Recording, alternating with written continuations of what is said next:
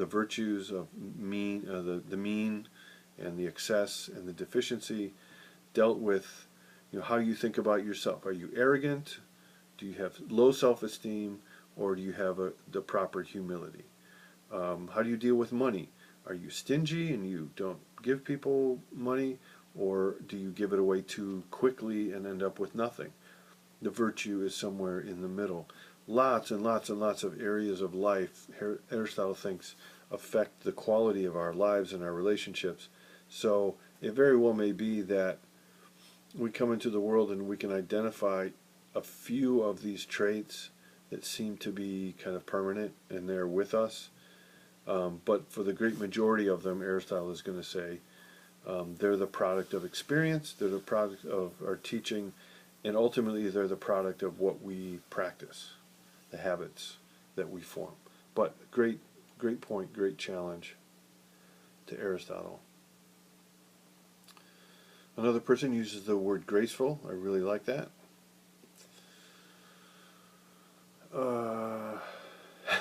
So just building on this idea of the obvious, someone said, I'm curious about where Aristotle got this idea. It's common sense and almost a no-brainer, but then again it's not, and it's very difficult, or it's very complex, right? Different upbringings, different characters, personalities, and roles all affect excellence in life. Okay, so again, I this is what I'm hoping for with you all, that something will seem so obvious and familiar to you, but then you'll ask yourself, well, then why did I have to read it to understand it? And you'll realize, wow, like it's like a good shrink, right? Or a good friend who sees things in you that you never even knew were there and has brought them out, and you're like, whoa, me? Yeah, I guess that's right, but I never quite knew it. So that's how it can be common sense. And at the same time, once you're confronted with it and you start thinking about it, you realize, wow, there's a lot going on down there. It's more complex than I thought. By the way, that's basically what philosophy is supposed to do for you too.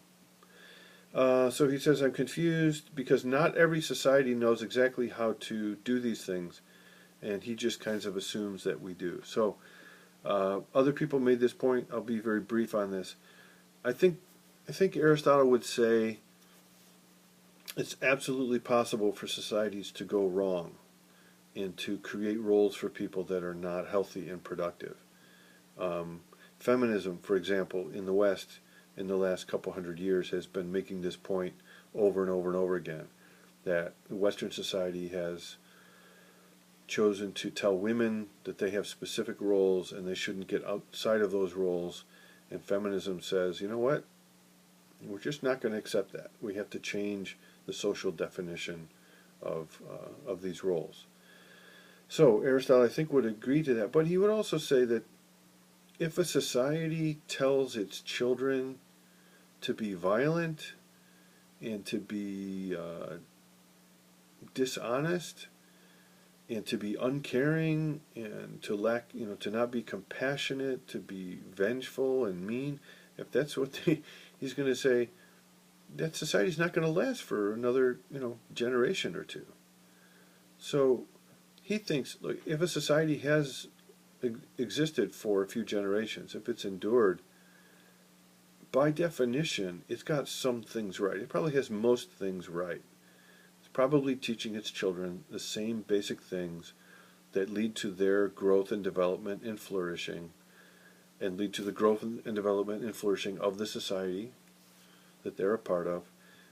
And in some respects, they can go wrong, and we should always ask about that, but it would be, he thinks, unreasonable to think there could be societies that don't teach children, for example, and don't have basic values that are healthy.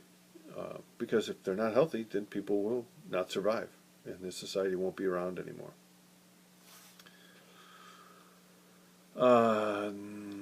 What strikes me as interesting about Aristotle is that your life is a work of art that you are creating as you go. Yes, yes.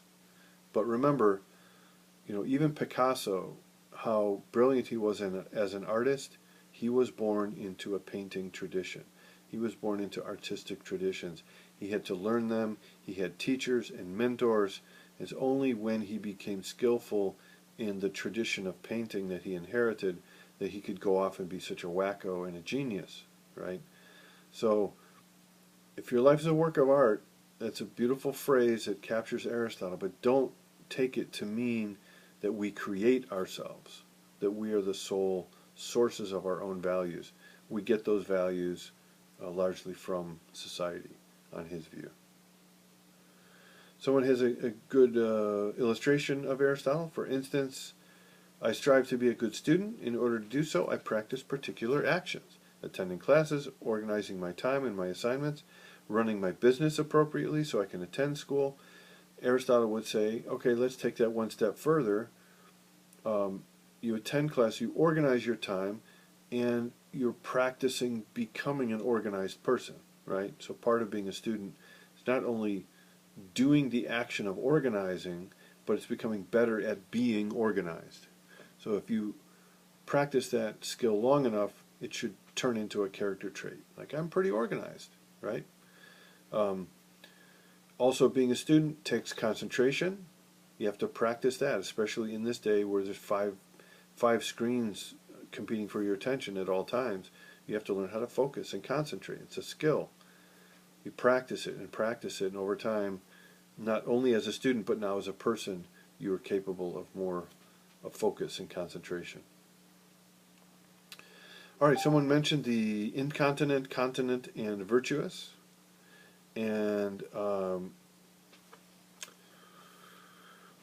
let me just take that back for a second to the Kant material. Remember the two brothers in Kant, and the one always woke up and felt generous and was kind, kind of by nature, by his feelings, and the other was stingy, but still asked himself about what was right.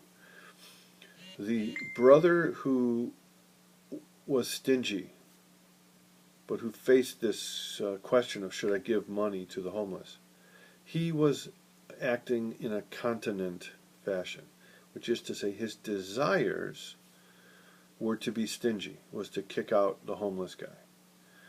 But his choice went against his desires. His desires were in conflict with his moral choice. And Kant, as you know, celebrates that choice. He doesn't celebrate the guy. He doesn't say, yay for stingy people. He says, yay when you make a choice that's against your feelings and you put your feelings aside and ask what's the right thing to do. Aristotle thinks, okay, Kant, that's fine. Let's give that, yay. But let's tell the stingy guy, you know what?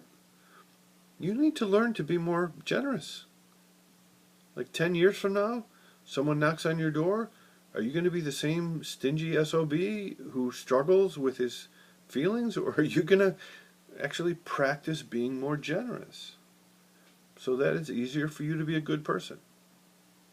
That doesn't mean always giving your money away.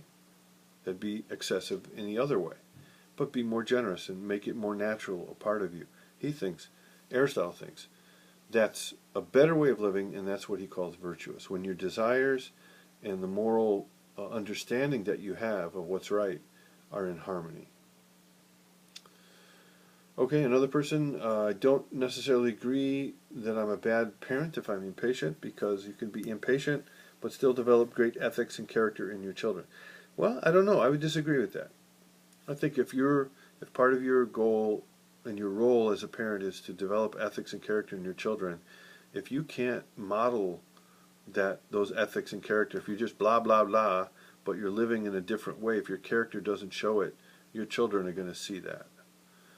I don't think that you can be a consistently impatient parent and fulfill your role as a parent in an excellent way. You can still get by, but it's hard for me to see how that's going to work. Okay. I consider this theory as an improvement because if we focus on the happiness of others before our own, we'd be somewhat happy due to their gratitude, but we would not be truly happy since we're not fulfilling our needs. So, I don't know, I think this is a bit confused. All I'll say here is Um, there are times when your needs have to come first.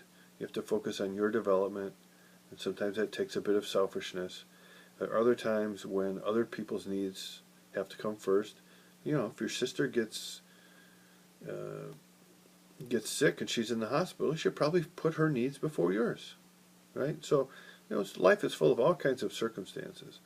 He wants to avoid the idea that happiness is just for us. He thinks being a good brother is part of your happiness. You're not doing it for yourself, but it is also part of a healthy life because it's developing strong relationships with other people. And he thinks we need that. Okay, trying to keep the time to a minimum. Different societies have different beliefs. So, okay, we've already covered that. How would you determine what is a good life? Do we learn if our lives were good when our lives are over and we moved on? Or are we simply setting specific standards constantly, etc., until we set the next goal? Well, there is a Greek saying that is, you never understand your life until you're ready to die.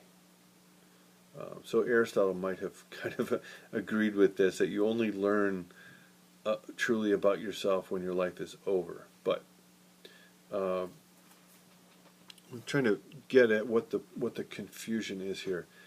I think again it has to do with the language I use, which might have been misleading, that you're either excellent or you're not.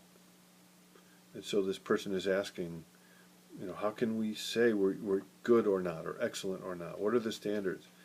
There are many standards, many character traits that we should develop, and as with anything, any art, any skill, you can't work on them all at once. There's no manual for how to do it. You know, you can read a book about how to be a good guitar player, but ultimately you got to practice and feel your way into it, right?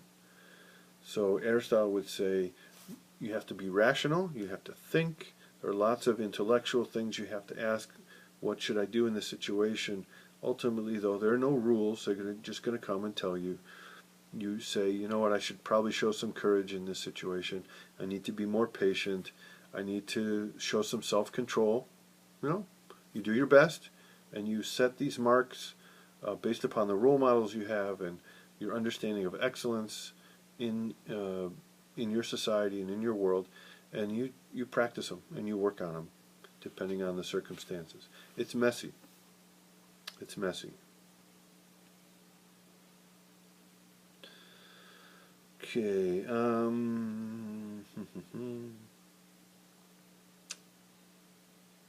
People like their privacy, but in reality our lives are far from private. Aristotle says our actions are directed about meeting certain expectations, whether in school, work, family, life, social life, etc.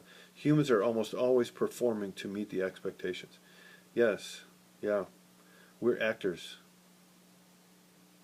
In a lot of ways, he thinks we're actors. But I can say, in my experience, and I think a lot of people feel this way, some of the most profound human moments I've ever experienced have been, you know, watching a movie at the theater. People are just acting, right? But when you take up a role in a fictional character, you can make it real. You can make it profound. You can show truth in it. So I think Aristotle would say the same thing, that just to say that we're acting in the role of student or brother or Christian or, you know, whatever roles that we're playing at the time, doesn't mean it's fake and doesn't mean it's not authentic. The stories we've inherited are real, the roles that we have are real, and we reveal a lot of who we are. You know, in terms of actors, I can't tell you how many movies I've watched, say, with Robert De Niro in them, or Meryl Streep. I kind of feel like in all of those roles, I've come to know those people. Meryl Streep